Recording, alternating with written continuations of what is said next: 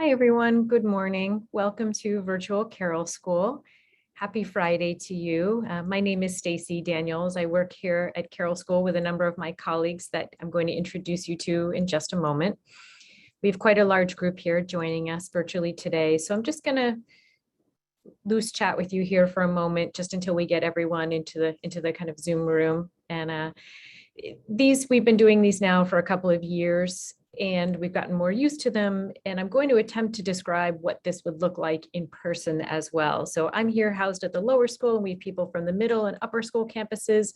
And if you were to be here with us, you would see a vibrant community, children in the halls, children in their classroom, really engaged teachers. You would feel the energy of the space. And if you didn't know that you were in a school for students with language-based learning challenges, you would think you were in any other school. It feels very, very much like what we are all used to when we think about school, only better. So this morning, I'm just going to go over a few of our protocols, and then I'm going to pass this on to some colleagues to talk about how we give every child what they most need. This morning, I'm joined by Renee Greenfield, who's our head of school, Kwame Kabla, who's our Dean of Students in the middle school, Allison West, who's the division head for the middle school, Kate Collins, the division head for the upper school, and Sue Kingman, who's the division head for the lower school. During this presentation, and this webinar format's a little awkward, it's so much better when we can see people in person, it functions as a presentation. What you can do if you have questions that occur to you during the presentation is you can use the Q&A button. We don't have chat enabled for all the participants. We will put things in the chat, such as links to the breakout rooms and so forth, but you can use that Q&A button to ask your questions. And what we'll do here is we'll spend about 45 minutes kind of all together in this webinar format.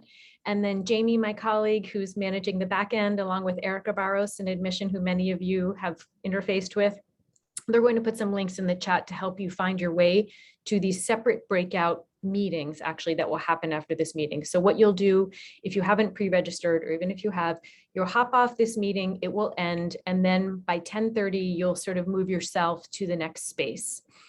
We have breakout groups divided by rising grades. So if you have a child in second grade who's rising to third grade next year, you would go to the first through third grade, or the BR through 3 breakout room.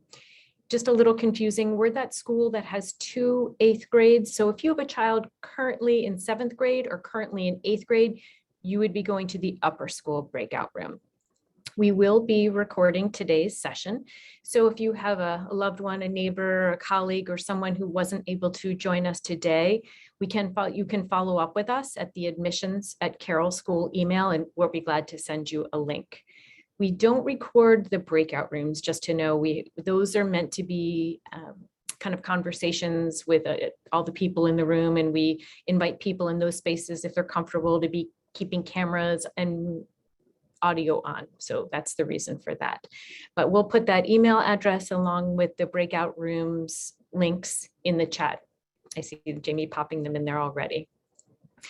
So let's just go ahead a little bit. I thought a good way to start us off would be to read you the mission statement of our school. This presentation is really about these 2 sentences and how we as educators, faculty, and staff and students really live this mission every single day. Carroll School empowers children with language-based learning differences, such as dyslexia, to become academically skilled students who are strong self-advocates and confident lifelong learners. Carroll is an inclusive community committed to embracing the diverse strengths, identities, and lived experiences in order to give each child what they most need to thrive. So today's presentation, as I said, is really about helping you understand how we really live and embody this mission. So let me just give you an overview of what we're going to talk about today, because I think it's important to help you understand how we really are able to satisfy this giving every child what they most need, how we do this superlatively well, actually, more than satisfy. We have a very specific profile. We have sort of a tight band around our mission, appropriate kids. You'll work with us in admission to sort of understand if your child is a fit or not. We invite you to send along any testing in advance of an application if you want to that admissions email. We're glad to kind of take a look and steer you one way or the other. And even if Carroll is not the right place, we're also glad to make some recommendations and suggestions there. So the primary way we achieve this on the admission side is through this very specific profile. We also have very, very carefully configured class groupings, which Renee Greenfield, our head of school, is going to tell you about. We have some fantastic visuals to help you understand how we divide kids up, even within that tight band of our mission appropriate kids, how we further distill down into these very homogeneous groups to really be really effective and efficient in educating your child. Renee is also going to talk about our brain-based interventions, our Cognitive at Carroll program, our partnership with MIT, and how close we stay to the science around brain-based interventions for our kids. And then we're going to pass it off to Allison West, who's going to talk to you about progress monitoring. We are deeply, deeply data-driven here. This is data that you, at some point in your child's tenure, should we all decide this is a good idea, that you would have access to as well. Finally, we're going to pass it on to Kwame Kavla, who's going to talk about how rigorously we train our teachers and what makes them so expert. And then he'll hand it off to Sue Kingman, who's going to talk to you about our vibrant community and school culture. And just to remind, this is a presentation. You have any questions, throw them in the Q&A, and there'll be plenty of time for us to sort of interact in those breakout rooms. So what is this school work? That's really why you're all here. You've been promised things in other schools. You've had educators who are really well-meaning, and your child has known some sort of educational failure, even if they're quite young. And this is complex. This is very, very complex. This is a relationship of trust. And I'm hoping to help you understand today why we are so successful at what we do. So you're going to hear this refrain throughout this presentation. It's really because we give every child what they most need. And that has to do with all of the factors that I talked about, sort of talking about taking exactly the mission appropriate kids who we actually know how to help best. We pull in data. We have these brain-based interventions. We have this vibrant school community culture. We train our teachers. It's all of these aspects that we're going to talk to you about today. And that's how come we are so successful. And I think, like anything else in life, you become really good at what you focus on when you develop a level of expertise. And again, our job here today is to help you understand how we do this so well. We are experts at teaching your children, and we write curriculum for every single grade. We have a skills-based program with really engaging content. We follow frameworks, and when your child leaves Carroll, they will be, as the mission said, confident lifelong learners who know school success, who feel good about themselves, that they've been in the right place. This is something we hear from alumni all the time. And they will say sometimes the only downside is that they actually have to leave Carroll. The amount of begging that we get for a high school and so forth is sort of an annual event. So again, Kwame is going to talk to you more about this, how we train our teachers and how they're sort of distinctively capable of really educating your kids, or the kids you came here to sort of represent, whether you're a grandparent or a caregiver, a neighbor. And one thing I just did want to take a moment to kind of pause and talk about was, as a school, we are nearing capacity in many grades, and I encourage you to sort of engage the person in your breakout room to sort of understand what that looks like. There are some spaces where we just are at capacity, and other places where it may still make sense to have an application. I also understand some of you are enrolled and just here just to learn more.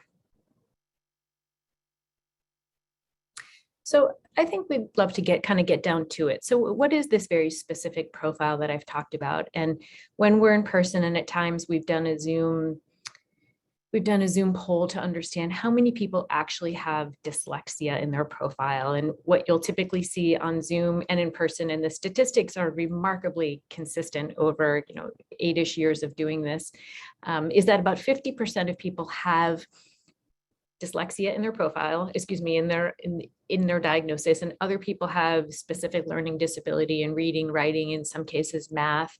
And throughout this presentation, I just want you to know we use dyslexia as shorthand because it's easier for us to say than language-based learning challenge. So we use those interchangeably.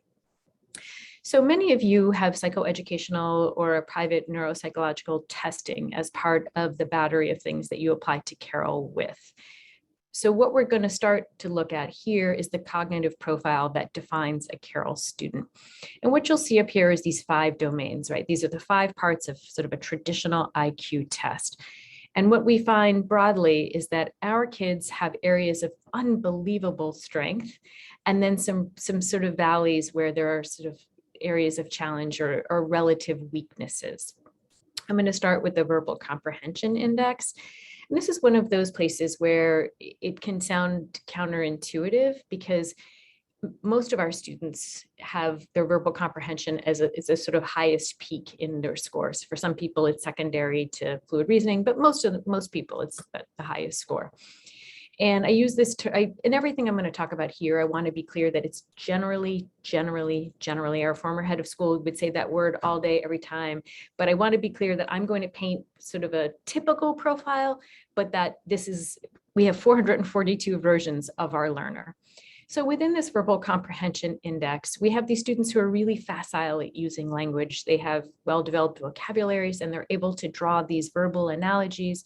And again, this sounds really counterintuitive when you're thinking about students who struggle with language-based learning difficulties, that they would be strong in language. But this is not the type of language that our students struggle with. Then kind of going ahead, we look at the fluid reasoning. So in this is something where you sort of take away the words and you ask our children to be analytical problem solvers without the words. This maps very closely with math. They do a little visual algebra, they balance 2 scales. It's a compilation of many different skills. And our students, some of whom tend to be really strong here, incredibly strong actually. And for some, it's, sort of more in the midline of their profile. And then we get into these areas that are a little more challenging, which is a working memory and a processing speed. And the working memory is one of these 2 parts, as is the processing speed, that are efficiency drivers. They're what helps you put your analytical thought to work. They're sort of like the thing that pushes everything through the engine. And this is where our kids tend to struggle in one or both of these domains.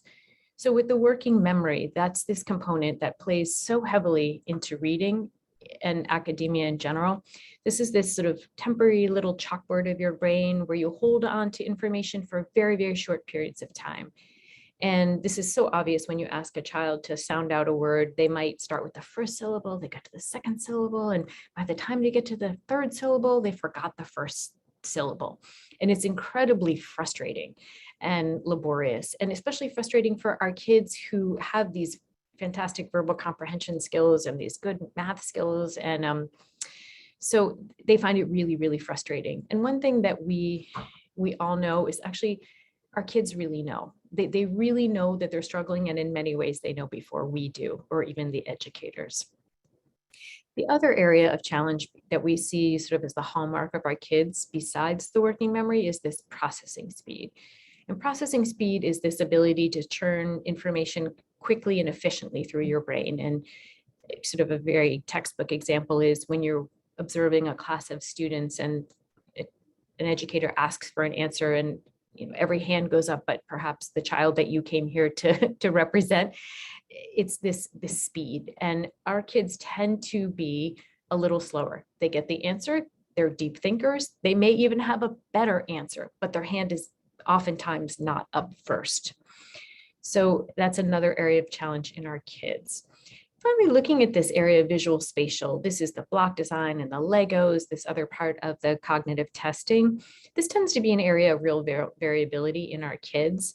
Some Carroll students have just unbelievable visual spatial skills, unbelievable. And my colleague, Jamie Fisher, you can't see her, she's on the back end here. She runs the Makers Lab, and these are our kind of future architects or engineers and auto mechanics, and they just do unbelievable things with manipulatives and visuals.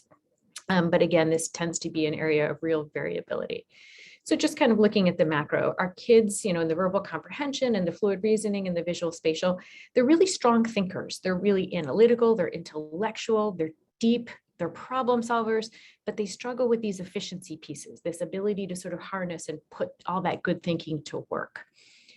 One of our favorite things to do in admission is to look at the testing that you provide as part of the application and see the notable strengths. It is a joy, and we can find it in every student. And whether they're a hockey player, an artist, an engineer, really into leadership or service or social justice, it's a really beautiful part of our job.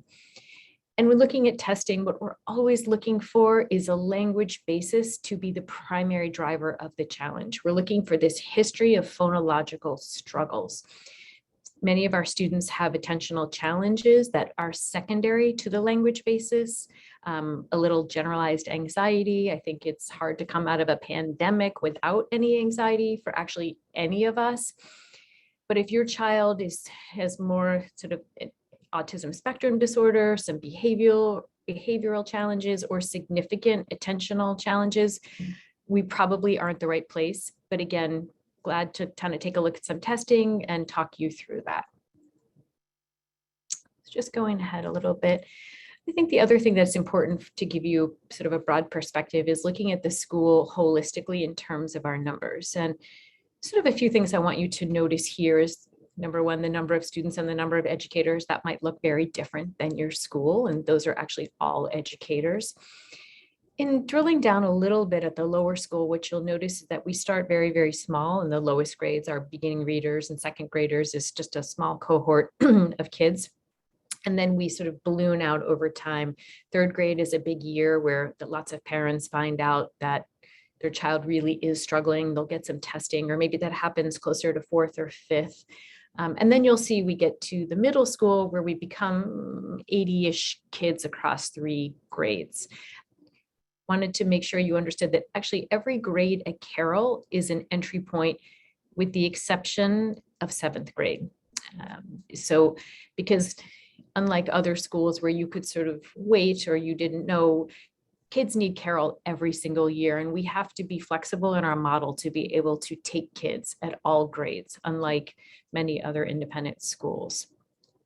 And then finally, looking at our upper school, we have this intentionally small program of new 8th graders and 9th graders, some of whom have come from our Lincoln 8th grade, that other 8th grade of 81 kids, and some of whom are new. And that upper school community tends to be 40, 50 kids, and that's housed over in Wayland.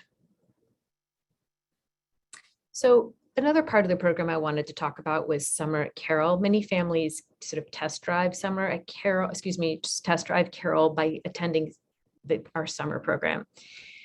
I wanted to let you know, unfortunately, the summer program is entirely full this year with a wait list, so we can't even actually entertain additional applications, but we're glad to answer questions about it or sort of talk more about your student, even with the idea of thinking about not summer 2022, thinking about even summer 2023. So now I'm going to pass it off to my colleague, the head of school, Renee Greenfield. Take care. Thanks, Stacy. Good morning, everyone. I want to apologize in advance. I have really terrible allergies, so please bear with me as we move through this. So welcome to Carroll. Many of you may be sitting watching this and asking, well, how do you actually do this? How does Carroll do this work? And I would say is that if it was easy, every school would do it. And so part of my job this morning is to talk about the complex way that Carroll is organized to accomplish this. Essentially, I'm showing you behind the scenes all the work that happens to make this school be as amazing as it is. So I want to just start by an example. So what you can see here is a traditional school module. So imagine this is a 4th grade classroom in a general education setting. So let's just say the whole 4th grade is there on your left, and we split that whole 4th grade into 2 groups of 24. If you can see color, you can see that there's kids who are in blue and kids that are in red. I want you to imagine that our kids are the kids in blue. And teachers are trying to educate all the kids. And typically what we understand to be true is that those kids in blue are often pulled out to get support. And in a traditional school model, while this is well-intentioned, the kids in blue report that this pullout and this experience is pretty crummy. And what we know is those kids in blue, tend to make up about 20% of the population struggling to learn how to read. So there's our example. So let's take a look at this animation. Thanks, Erica. So Carroll's designed to educate the kids in blue, and we teach one type of learner. So the students we take, your children or the children you have in mind, are kids who are motivated to learn. They happen to have language-based learning differences, and they really need the right education to do so. Okay. So the students that we take during our admission process, they all have really similar profiles, as Stacy mentioned, but within those similar profile, there are some differences. What I want to assure you is that when you apply, we actually read everything you send to us about your child. We dig in, we need to learn about your child, the variations in their profile. And what we do is we identify all the children that would benefit from our program. And so what you'll see here in this image are some different hues of blue to represent the variations within our profile. And you can see there's so many shades of blue or shades of language-based learning differences. And once we better understand your child, then we use that as a baseline to design their program. And this helps us think about class groupings. I'm going to talk about that next. So let's take a look at what actually is our current fourth grade. And they're represented here in this picture, and there are some variations. So here's a little bit about how we do some groupings for our language classes. We group by both skills and cognitive profile, the cognitive profile that Stacy talked about previously. And these groups are as homogeneous as possible. So as an example, if you take a look at that group on the far left, that group on the far left could be working on a decoding skill. And we group all those 8 kids right there in that group to work specifically on that skill. And then, for example, the group next to it may be a group with solid decoding skills, but maybe they have inefficient working memory and or processing speed. And so we group those kids together for that reason. So you can see that even within a fourth grade, there are variations. And what we do is we group kids based on their cognitive need or their skill need.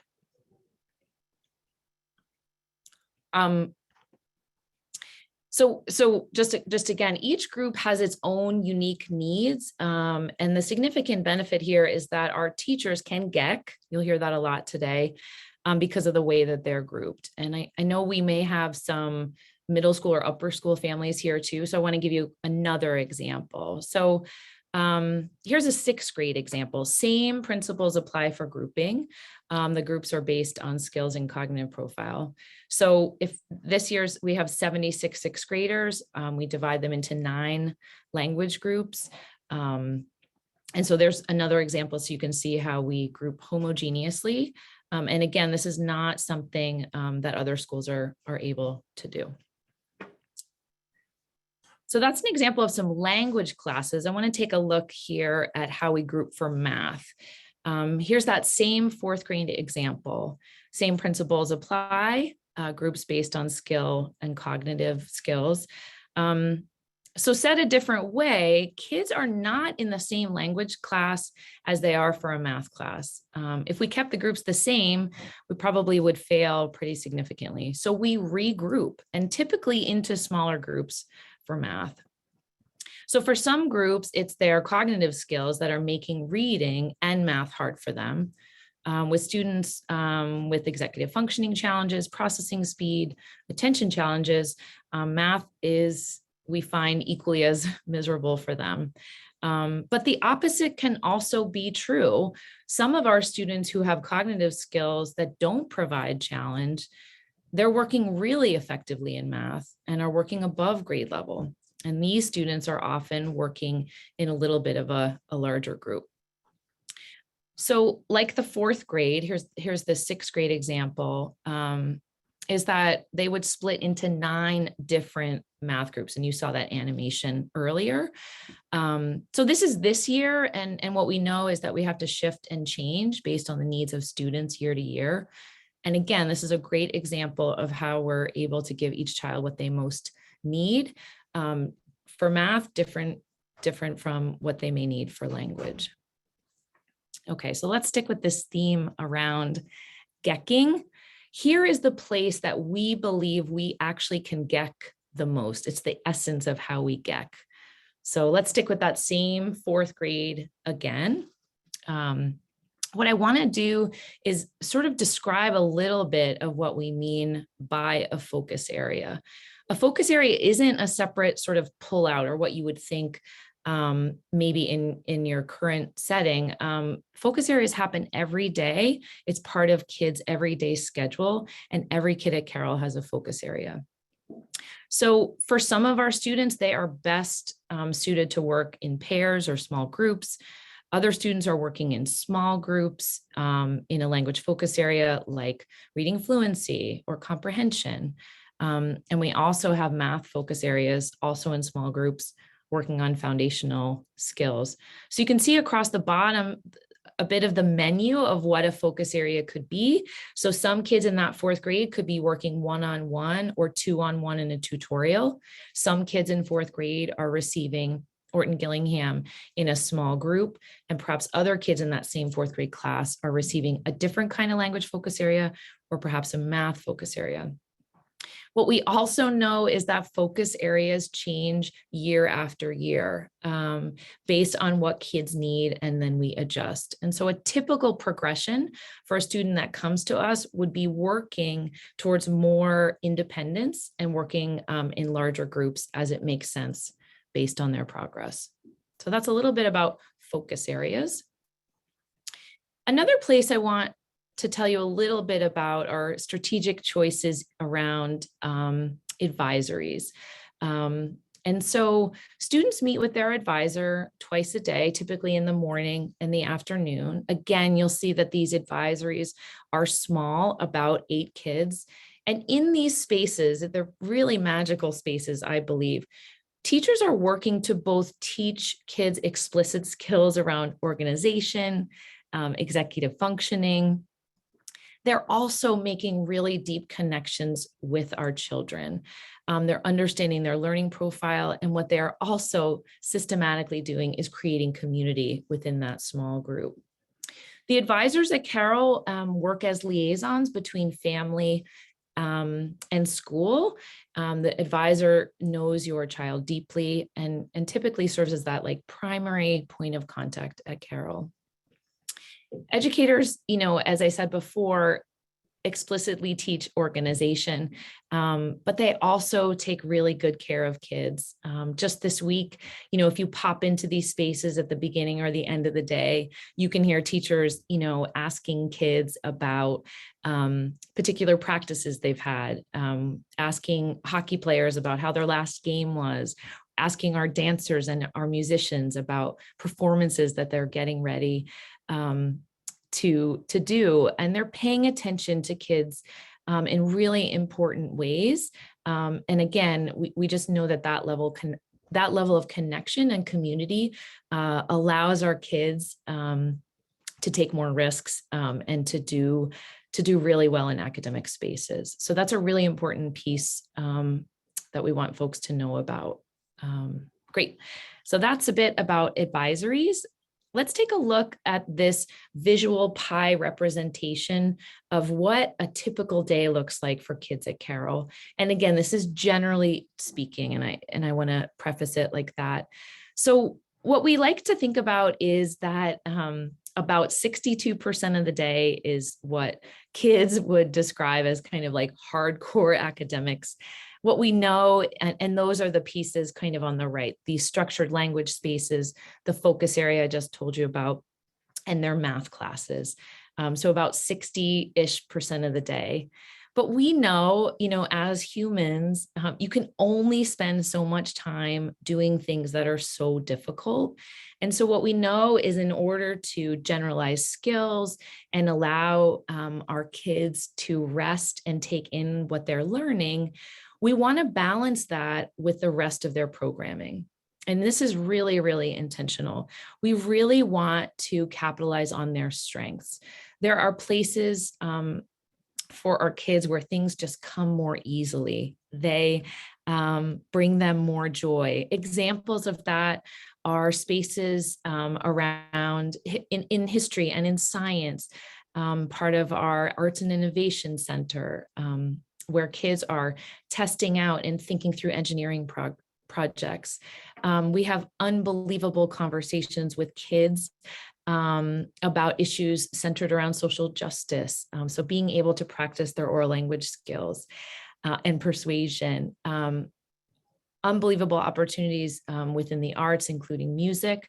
We have a fantastic, robust Bounders program, which is our outdoor ed program, and a variety of clubs that kids participate in. So you can see that the program is very intentional to try to balance out what we want kids to do and be in productive struggle around, and for places for them to shine and really lean into their dyslexic advantage.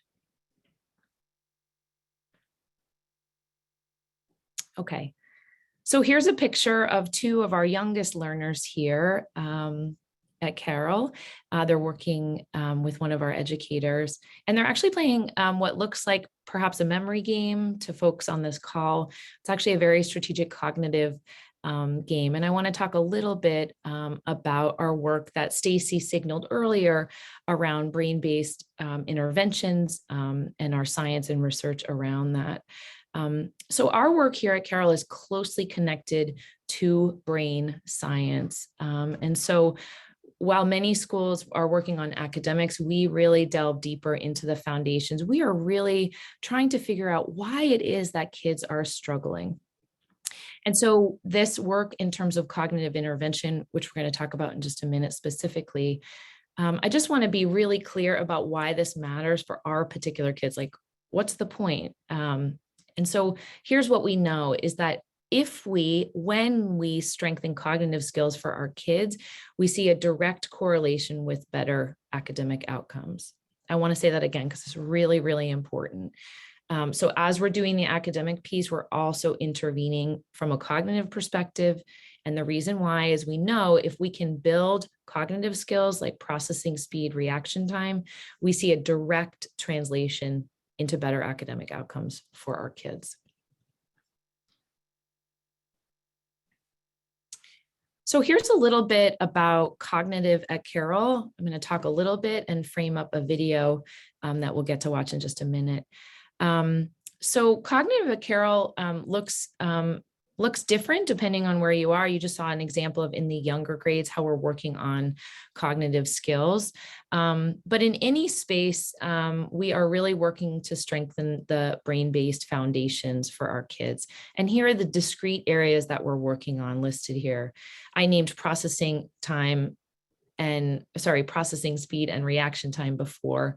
We're also helping kids to increase their working memory, their executive functioning skills, their visual thinking, and their logical reasoning. We know that many of our kids have vulnerabilities in processing speed and reaction time. And this is where TCI, our game-based intervention that this video will tell you about, really teaches into that place. And we have data to support that there is this link between this cognitive intervention and academic outcomes. So enjoy this movie. I think it's about 3 minutes. I want to say thank you for being a part of this morning. Over to you, Jamie. Thank you. What is targeted cognitive intervention? Bright, motivated students come to Carroll School with language-specific learning challenges such as dyslexia. These children share a similar learning profile. They struggle to read. But when we look closer, we've uncovered that there are underlying cognitive differences. Many of these students have weaknesses in one or more cognitive capacity, how their brains process, organize, and use information. Take the word bat. You probably just read that on the screen. Simple, right? But when we look at brain activity while reading that, you get a different perspective. Brain scans reveal so much going on. This is the reading network. It links visual recognition, auditory language, and executive function areas. Not only are these regions themselves crucial, but efficient communication among them is essential for one's ability to read. Think of it as a set of roads connecting important landmarks in the brain. When the road is narrow and full of potholes or backed up with traffic, it takes longer to get from point A to point B. When neural pathways are weak or underdeveloped, the brain's capacity to benefit from instruction is diminished. Armed with this data, we set out to find a way to optimize these cognitive capacities, to pave the roads and turn those pathways into superhighways. What was our solution? Targeted cognitive intervention. Remember our bright students with dyslexia? Their brains work incredibly hard to learn. We asked, what if we could drive faster communication between different brain regions to develop a stronger, more efficient reading network? Partnering with scientists, doctors, cognitive specialists, computer geniuses, and inspired teachers, we developed a training program to do just that, targeted cognitive intervention. TCI is a data-informed educational practice designed to strengthen the reading network in the brain. It includes computer-based assessments and games, regular progress monitoring, and teacher coaching tailored to help students build a cognitive toolbox that they can carry with them throughout their lives. TCI is built to work within a school environment alongside other academic classes. So how does TCI work? Prior to training, each student is given a pre-assessment to measure cognitive functions. Our software crunches the data and we create a cognitive profile for that student. The student is then assigned to a program based on their area of greatest need. In a classroom with a teacher, the student works on a set of activities that targets his or her specific cognitive weakness. Throughout the program, the software helps teachers monitor progress and provide individualized coaching to ensure that the child stays on track. At the end of each round of TCI, a post-test is given to determine which areas have improved. Reports are accessed through the platform by teachers who can use the data in different ways to understand and support each child's unique profile. Maybe you're wondering what results we're seeing. We're so glad you asked. In addition to helping us understand individual profiles, the TCI platform allows us to study data on a group level in order to discover exciting, large-scale trends and patterns among our population. One of the things we found is that improvements in reaction time are most strongly associated with word identification, which in turn is a major predictor of oral reading fluency, a child's ability to read a passage out loud. When we combine TCI training with Carroll's highly individualized reading curriculum, the results are astounding, even to cognitive scientists. Students are moving across percentile bands in oral reading fluency, a feat that many say is not possible. Why is this important? The ability to read fluently is crucial for academic success.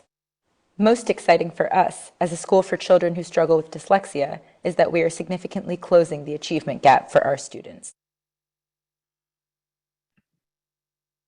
So I hope that video helped give you a quick overview of TCI. If you have any questions about that, I'd invite you to ask those questions in your small group.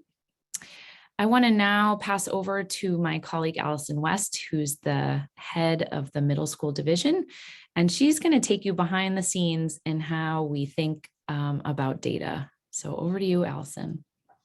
What is Thank you so much, Renee, and good morning, everyone. I'm so happy to be here with you today. So you just heard Stacy and Renee both describe the ways in which we teach to one specific profile of student. Now we have about 440 unique versions of that profile, and we really truly do strive to give each of those individuals what they need. Have you heard that yet before this morning, that we give each child what they most need, we get?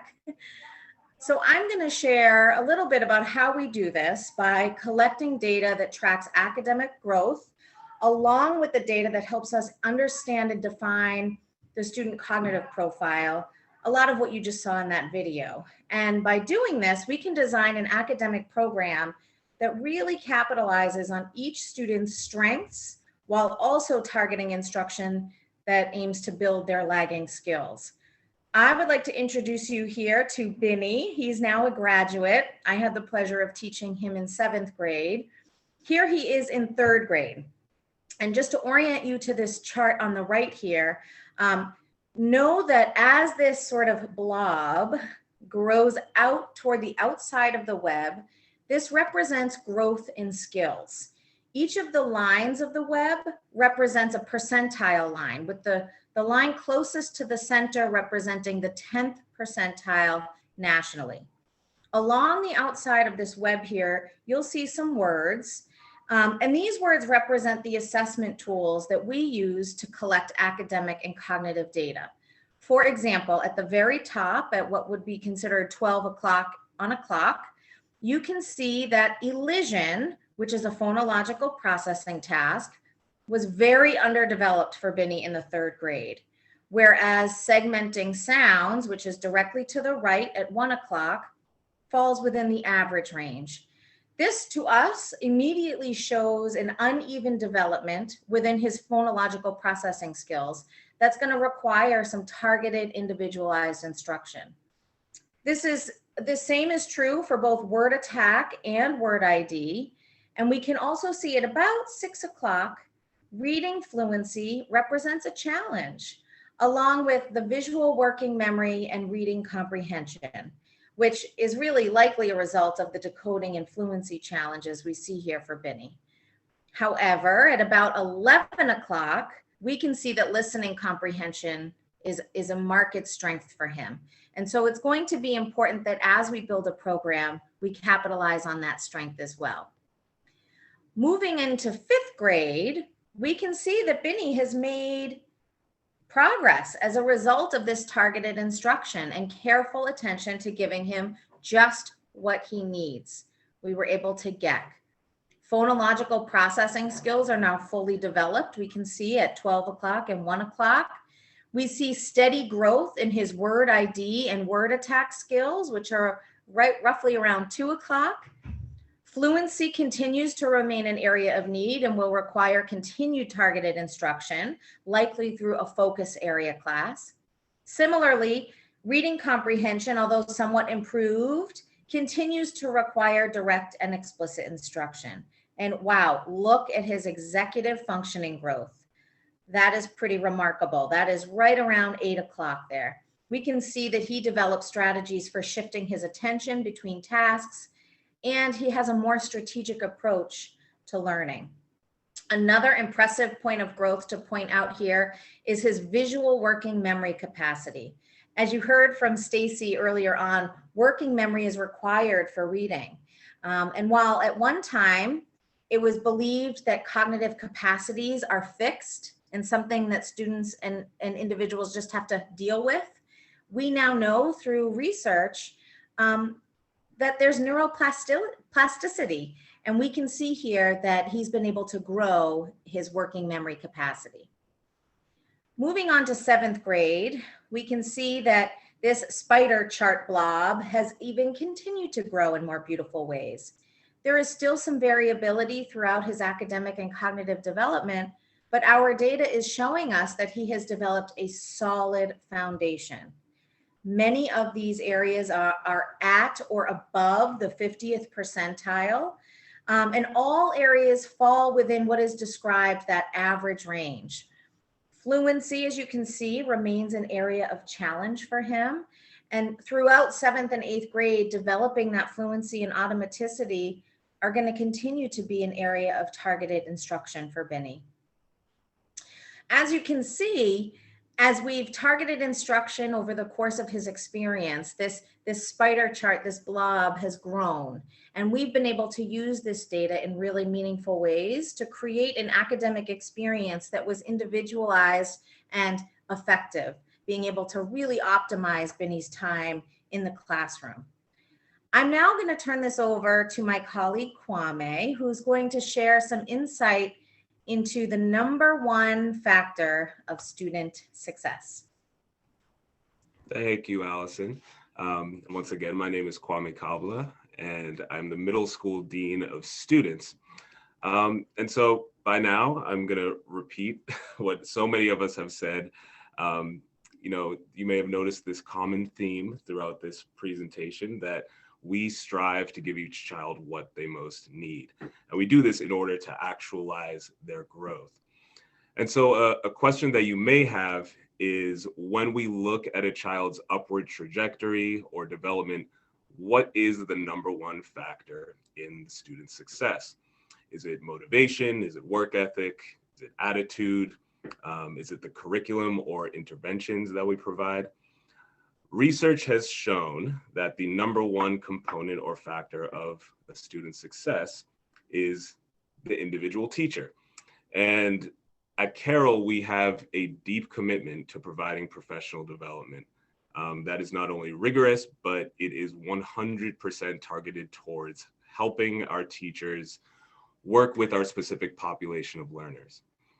And so every Friday, our students leave at noon and our faculty become the students and take part in collaborative training. So I'm going to briefly talk about 6 ways that Carroll provides these training opportunities and engages our faculty so that we can continuously sharpen our craft. And so that we can successfully support the various needs of our students.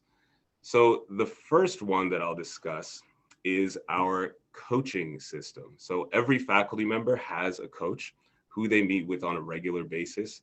And coaches are really there to provide support and guidance, allow for collaboration. They're available to provide constructive feedback and to do goal setting.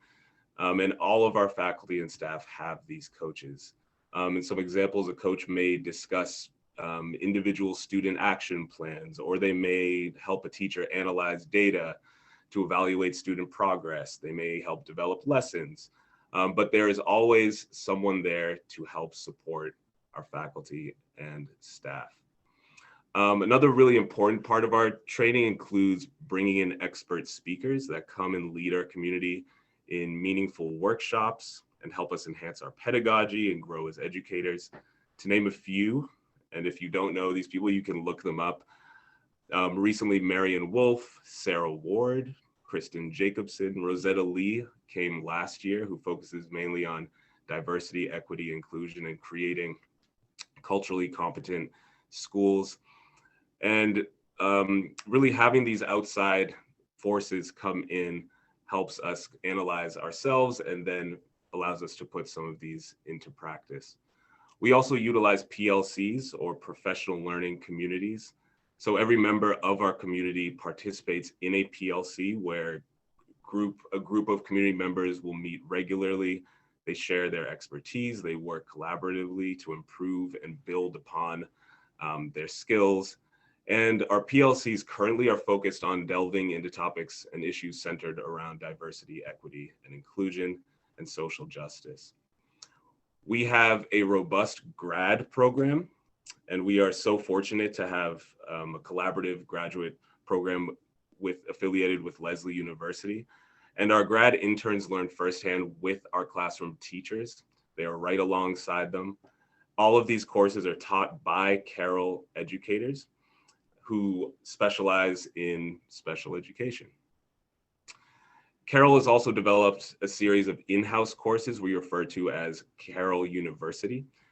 Many Fridays are dedicated to these Carroll courses, and we have 5 courses that all teachers are required to take, which include Orton Gillingham, pedagogy, DEI, whole child, and data-inspired instruction. We also have a new teacher training for people that have just joined the Carroll community. We also have education and technology training, or EdTech. And in the past few years, as we've navigated through these unique times, everyone is enrolled in a version of a pedagogy course designed to help teachers further their craft using a robust assortment of educational technology. And all of this is geared at increasing participation and engagement, not only for faculty, but for students as well. And so with that being said, as a school, we really do believe in the ongoing growth and development of our faculty and staff. And we find that it is crucial to support that so that we can give each child what they most need. And I am now going to hand it off to Sue Kingman, who is our lower school division head. Thank you, Kwame.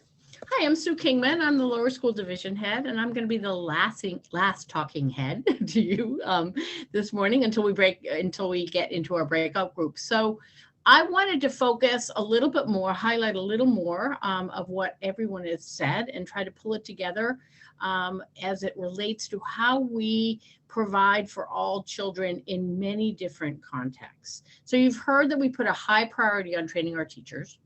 And that's because we expect a lot from our teachers, and they need to be very highly attuned to what students need in all domains of learning. Obviously, diagnostically understanding a child's strengths and weaknesses, and building an educational experience that really speaks to those characteristics. And we've talked a ton about GEC, and that's really where GEC comes in. What I wanted to emphasize is also that GEC prescription for each child is in the center of our thinking. And I wanted to make sure that it was understood that also it's where our steadfast commitment to diversity, equity, and inclusion sits. So we feel firmly that in order to fully GEC a child, we believe that we must provide an experience for where all children of all backgrounds are seen and heard. And this year and next, we've focused on a theme of perspective taking, in which, as Kwame shared, we've been focusing as adults in our PLCs all year in our small groups, in our professional development in DEI for our adults, and with our children in their classrooms, really to enhance the sense and appreciation of different lived experiences and perspectives, and to really build those valuable skills of empathy. And as we think about these core priorities, we also address a child's social emotional identity needs very directly. And we believe that it's that sense of belonging that it really helps to bring a sense of security and a feeling of feeling understood to our kids that really helps them to thrive in our environment. And we go about creating this sense of connection at Carroll in both a purposeful and a natural way. Purposefully, I would say we dedicate time in the beginning of the day in small morning meeting groups, advisory groups, and at the end of the day in these same small groups to help to connect kids to each other and to Carroll as their school. We subscribe to the responsive classroom approach, and the responsive classroom practices, which you may have heard about in other schools, also creates opportunities for kids to have input into their school culture and what we believe in. And in a more natural way, kids really feel a sense of belonging when they feel that their academic needs are being met and that other kids might learn as they do and may have similar lived experiences as they have, and that their teachers believe in them and are confident in what they can achieve. All of that is very much built in an intentional way and also happens in a natural way. And when we talk about focusing on the child, we look at the child from a whole child perspective. We consider all things that make a child and how they might identify culturally, race, gender, learning, etc. And their individual strengths and weaknesses, their likes, their dislikes, their social emotional needs. Knowing and serving all of these characteristics for each child really helps us to GEC our kids more comprehensively and really unlock some of the barriers for learning and also build agency for to better reach their potential. And as we've mentioned before, our teachers are taught to reach our students in this comprehensive whole child way. You noticed from the teacher training slide that Kwame shared is that our commitment to professional development, in that commitment is one of the focuses and concentrations is centered around reaching each child cognitively, emotionally, socially, physically, and in their identity development. And it's this comprehensive and integrated approach that really helps to mobilize our kids to be active and more engaged learners. We also, as we value the whole child approach, we also view ourselves directly as knowing a child in a complete way. We want to make sure that we provide opportunity to nurture our kids in ways beyond their academics. And I want to illustrate how our program behaves both in a specialized way, which you've heard a ton about this morning, and a more normalized way that might match some of the programming that your children might likely have today in their current schools. So we want to identify, and we identify as a complete school, providing those types of opportunities for kids in ways that really help children to grow in a complete way. So we have multi-programmings. They might be called specials in your school, where there's art and music and performing arts, and Bounders, which is our outdoor ed program. We have makers and the like, a whole array of multi-programming that happens during the child's school day. There are after-school activities. In the middle school, about 85% of our children are participating in either sports or art or study support or a makers or performing arts program. There's a play going on right now that's being organized in the middle school. And in the lower school, there's after-school opportunities, an array of choices that parents can sign their child up for. And the upper school follows the same after-school programming as the middle school does. We have Friday programming in the afternoon because our Friday afternoons are dedicated to teachers, providing teachers with all the professional development and training and opportunities to hone their skills. And kids dismiss at 12:15, and we have opportunities for kids to get involved in an array of Friday afternoon activities that they can just sign up to do. We have clubs and affinity groups. We have a community service club at all campuses called Helping Hands. We have the social emotional development priority really woven into our daily practice, as I talked about it a minute ago about our responsive classroom approach. We have school mottos and mascots. And we have something called Today's a Raise, which is a celebratory time at the end of the day on Fridays, maybe once every other week or once a month, where kids are sharing their talents and their accomplishments with their community. And we come together as full division communities to be able to be together. So there is a lot at play as we're supporting children in a more comprehensive way. And these are just examples of all the ways that we're trying to really support children in their full selves. So I'm going to pass it back to Stacy, who will share a little bit more about the admissions process, and then we will break into our small groups. Thanks so much. Thanks, Sue, and everyone.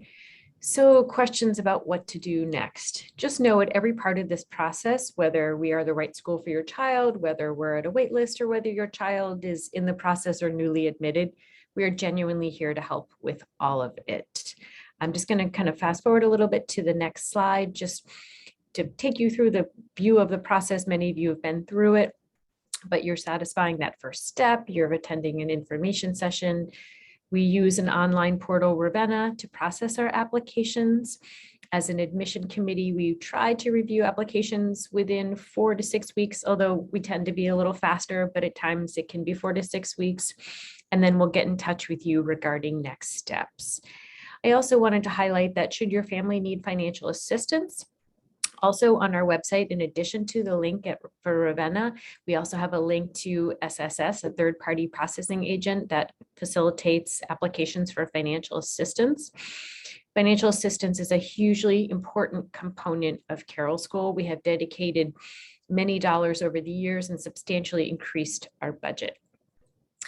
So finally, thank you so much for staying with us, for learning more about Carroll School. And just to say, GEC actually stands for Give Every Child. And I probably should have said that in the beginning. We go immediately to our shorthand and talk a little inside baseball here. Our apologies. So I invite you now to use the links that are in the chat, or if you've pre-registered, to just, want to grab some water, coffee, take a quick restroom break, and to rejoin us at 10:30 in your breakout meeting. Thank you so much. Have a wonderful weekend. Take care.